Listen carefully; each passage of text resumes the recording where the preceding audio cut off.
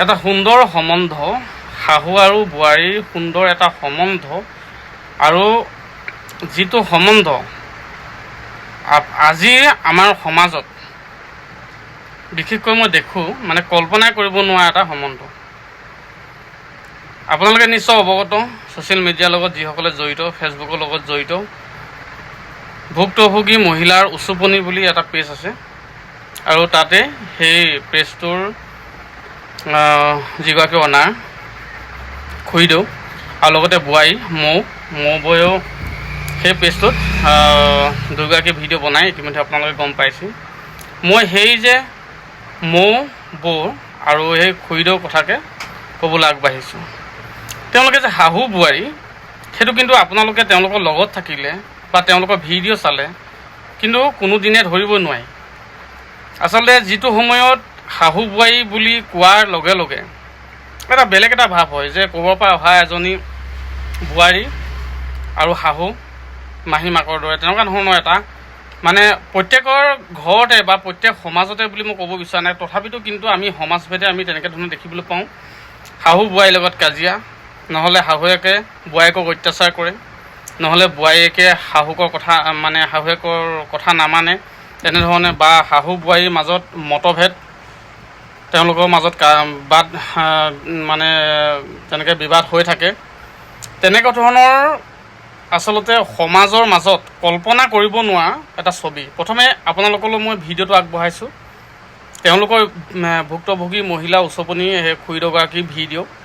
আৰু ইতিমধ্যে আপোনালোকক জনাবলৈ পাই দুখী যে ইতিমধ্যে ভুক্তভোগী মহিলা উচপনি যিটো পেজ আছে, পেজত নিশ্চয় গম পাইছে, মৌ বৌ আমাৰ খুৰীদেউ ভাগৰ যিগৰাকী বোৱাৰী ইতিমধ্যে অসুখত ভুগি আছে আৰু যোৰহাট মেডিকেলত ৰখা হৈছিলে। ইতিমধ্যে আজি গুৱাহাটীলৈ ৰেফাৰ কৰাব। আৰু এই সময়তে মই আপোনালোকৰ পৰা আশীৰ্বাদ বিচাৰিম যাতে তেখেতসকল অতি সোনকালে সুস্থ হৈ ঘৰলৈ ঘূৰি আহিব পাৰে, তাকে আপোনালোকে আশীৰ্বাদ কৰিব। কিন্তু মই আজি সেইটো টপিকলৈ যোৱাৰ আগতে মই আপোনালোকক প্ৰথমে ভিডিঅ' দেখুৱাই লৈছোঁ যে এগৰাকী শাহুৱেকৰ কিমান বোৱাৰীয়েকলৈ মৰম থাকিলে মানে এনেধৰণৰ আচলতে কাৰ্য হাতত ল'ব পাৰে। গতিকে আহক ভিডিঅ'টো চাওক। নমস্কাৰ, মই কথা এটা কওঁ আপোনালোকক। মোৰ ঘৰে মাটি আপোনালোকে লৈ লওকচোন, মই বিকিবলৈ ওলাইছোঁ। মোৰ বোৱাৰীক বাহিৰলৈ নিব লাগে, বাহিৰত চিকিৎসা কৰিব লাগে, ইয়াত নোৱাৰে বোলে কৰিব। সেইটো কাৰণে আপোনালোকক মই অনুৰোধ কৰিছোঁ, মোৰ ঘৰে মাটিয়ে কোনোবা যি হতাশৰ ব্যক্তি আছে কিনি ল'বলৈ আগবাঢ়ি আহকচোন।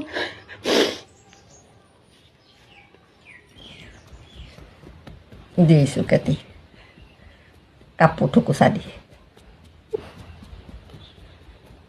ভাল লাগে আকৌ এনেকৈ দিলে ন। বেয়া কথাবোৰ কৈ নাথাকিবি, গাটো বেয়া লাগিছে, দেখিছ নে? দেখিছোঁ, এনেকৈ দিলে ভাল লাগে আকৌ।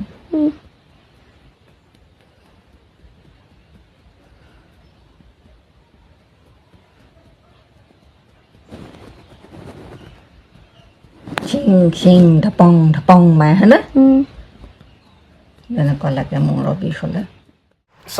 নিশ্চয় চালে আপোনালোকে ভিডিঅ'টো চাই পিনে মানে আপোনালোকৰ মনত কেনেকুৱা লাগিছে বাৰু যে বৰ্তমান সমাজত শাহু বোৱাৰীৰ মাজত যি বাদ বিসন্নতাৰ মাজত এটা পৰিৱেশ, এটা মানে সাংঘাতিক বেয়া এটা পৰিৱেশ সৃষ্টি হৈ থাকে।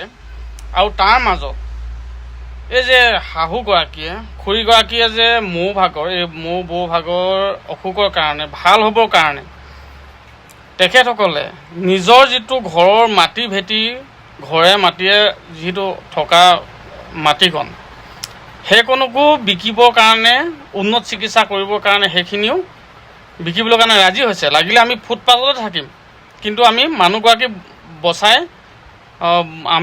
বচাব লাগিব। মানুহগৰাকী কোন? বোৱাৰী।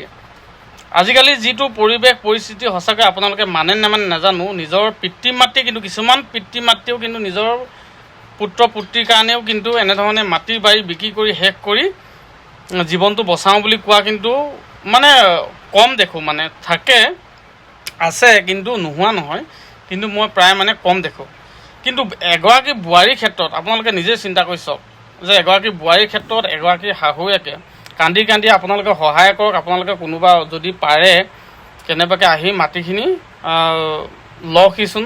মানে আমাক পইচা দৰকাৰ হৈছে, আমি বোৱাৰীগৰাকী উন্নত চিকিৎসাৰ কাৰণে ধৰি লওক আমি যাব লাগে।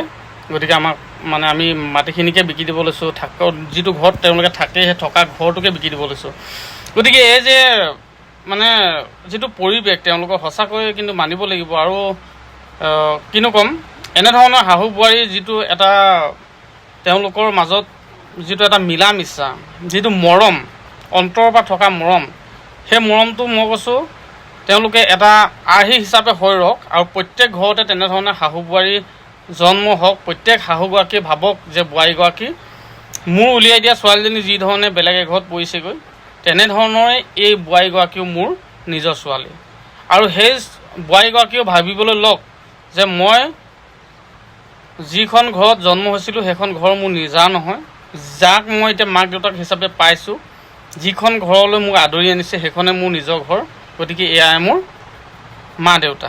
আচলতে শাহু বোৱাৰী, শাহু শহু এই শব্দটো নহয়, মা দেউতা হিচাপে আচলতে নিজৰ মা দেউতা হিচাপে আচলতে মানিবলৈ লাগে আচলতে দেই। মই সেইটোৱে ভাবিছোঁ যে তেওঁলোকে আদৰ্শ হৈ ৰৈছে, ইতিমধ্যে ৰৈছে। কিয়নো মানে আপোনালোকে ভিডিঅ'বিলাক চাইছে, তেওঁলোকৰ পেজলৈ গৈ চাবগৈ, আপোনালোকে নিজে জানিব যে কিবা বোলে নহয় বোলে অকণমান হেৰি কি কয় এইটো অভিনয় কৰিছে, কিবা কৰিছে, সেইবোৰ নহয়। প্ৰকৃততে তেওঁলোকে সঁচাকৈ মাটি বাৰীখিনি বিকিব লৈছে। তেওঁলোকে অনুৰোধহে জনাইছে যে অতি সোনকালে আপোনালোকে আহক, যে মাটি বাৰীখিনি বিকি দিওঁ, তাৰমানে উন্নত চিকিৎসাৰ কাৰণে যথেষ্ট পইচা পাতিৰ প্ৰয়োজন হ'ব। আমি মুঠতে বোৱাৰীজনী বচাই আনো। বোৱাৰীজনী বচাই অনাৰ পাছত লাগিলে আমি য'তে যি নাখাওঁ, য'তে যি নাথাকোঁ, কিন্তু আমি বোৱাৰীজনী বচাই ল'ব লাগিব। গতিকে ইয়াত ইমান এটা এনেকুৱা মানৱতা মানে মই দেখি আচলতে ভিডিঅ'টো আচৰিত হ'লোঁ, আৰু সেইটো কাৰণে ভিডিঅ'টো প্ৰস্তুত কৰিলোঁ। গতিকে সেইটোৱে, আপোনালোকে ভিডিঅ'টো ক্ৰমান্বয়ে শ্বেয়াৰ কৰিব যে এনেধৰণৰ প্ৰত্যেকৰ ঘৰতে হওক শাহু বোৱাৰীৰ মাজত এটা মধুৰ সম্পৰ্ক। গতিকে ভিডিঅ'টো সিমান আছিলে, আপোনালোকক আগবঢ়ালোঁ। আৰু শেষত আপোনালোকৰ পৰা এটাই মই আপোনালোকক এটা অনুৰোধ জনাম, যাতে মোৰ ভাগৰ গা একেবাৰে মানে ভাল নহয়। আৰু মই ক'লোৱে যে যোৰহাটৰ পৰা ইতিমধ্যে গুৱাহাটীলৈ আজি নিব।